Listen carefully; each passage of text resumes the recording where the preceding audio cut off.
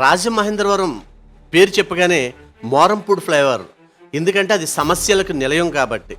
ఒక్కసారి అక్కడ పరిస్థితి చూడండి. ఇది మోరంపూడి ఫ్లైఓవర్ అనాలా, ఫ్లైఓవర్తో పాటు రోడ్డు కూడా నదిని తలపిస్తున్న తరుణంలో దీనికి ఏం పేరు పెడతారో మీరే చెప్పండి. మరి అధికారులకు కనీస బాధ్యత లేకుండా వాహన చోదకులు ఎలా వెళ్తారు?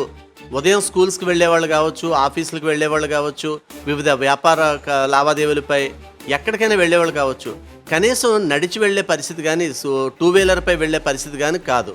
ఒకవేళ ఏదైనా ఆటో ఎక్కుదాం లేదా ఫోర్ వీలర్పై వెళ్దామంటే అక్కడ ఏ మోస్తరు నీరు నిలవండిపోయిందో మీరే చూడండి.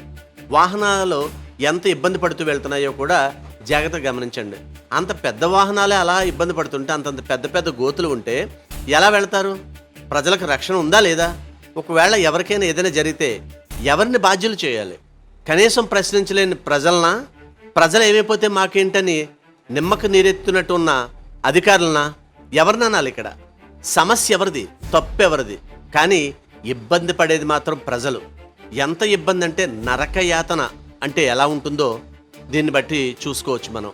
ఇది ఫ్లైఓవర్ పైన ఎలా ఉందో చూడండి. నదిని తలపిస్తుంది.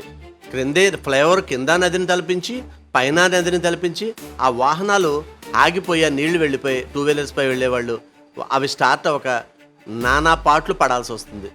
మరి ఇంత దరిద్రమైన ఫ్లైఓవర్ ప్రపంచంలో ఎక్కడైనా ఉంటుందా? ఎంతోమంది ఈ ప్రదేశంలో అసూలు పాశారు. దానికోసం ప్రజల కోరిక మేరకు ఎట్టకేలకి ఇది నెరవేర్చారు, బాగానే ఉంది. మరి ప్రాపర్ మెయింటెనెన్స్ లేకుండా, కనీసం అప్రోచ్ రేట్ వేయకుండా, పైన నీరు నిలవ ఉండకుండా చేసే పరిస్థితి లేకుండా చేయడం అంటే ఎంతవరకు కరెక్ట్? ఒకసారి ఆలోచించండి. అధికారులారా, దయచేసి ఇది చూసిన తర్వాతైనా కాస్త కళ్ళు తెరవండి. తాత్కాలికంగానైనా సరే ఇక్కడ నీరు నిలబడకుండా ఏర్పాటు చేయండి. సైడ్ మనం చూసినట్టయితే వాటరు భారీగా పైనుంచి అప్లోంచి వస్తుంది. ఇది చూద్దాం ఒకసారి. ఈ నీరంతా ఇలా ఎందుకు వస్తుంది? ప్రక్కనున్న డ్రైనేజ్ ఆక్రమణకు గురవడం వల్ల. అదిగో చూడండి, కనీసం తీసే అవకాశం కానీ ఏదీ లేదు. ఈ చివరి నుంచి ఆ చివరికి మొత్తం ఫుల్గా ప్లాస్టింగ్ చేసేసి, కనీసం ఒకవేళ సిల్ట్తో నిండిపోతే తీయడానికి కూడా అవకాశం లేకుండా వీళ్ళు డ్రైనేజ్ దాటి మరీ ఆక్రమించారు. ఇలా అయితే ఎలా? ఇంత బాధ్యత లేకుండా ఉండడం. ఇగో చూడండి, ఎక్కడ ఎంత దూరం నుంచి నీరు వస్తుందో మీకు సుమారుగా చూపించే ప్రయత్నం, నా వంతు ప్రయత్నం నేను చేశాను. అంటే ఇక్కడ ఇబ్బంది అనేది ఎలా ఉంది అనేది ప్రజలకు, అధికారులకు కూడా తెలియజేయడం. ఈ వాటరు ఇంకా ఫ్లో స్టార్ట్ అవ్వలేదు. పూర్తిగా స్టార్ట్ అయితే ఇంకా ముందుకు వచ్చే అవకాశం ఉందని అక్కడ వాళ్ళు తెలియజేస్తున్నారు. ఇక్కడి నుంచి చూడండి, వాటర్ పెరగడం ప్రారంభమైంది. ఇగో మొదలైంది చూడండి వాటర్. ఇదే రేంజ్లో అక్కడికి వెళ్తుంది. మరి ఏమనాలి? ఇది ఫ్లైఓవర్ నిర్మాణం మన భాగ్యం, అక్కడ ఉన్న పరిస్థితులు మన దౌర్భాగ్యం అని ప్రజలు ఆవేదన వ్యక్తం చేస్తున్నారు. అధికారులు ఇప్పటికైనా కాస్త స్పందించండి, ఈ దుస్థితి నుండి కాపాడండి.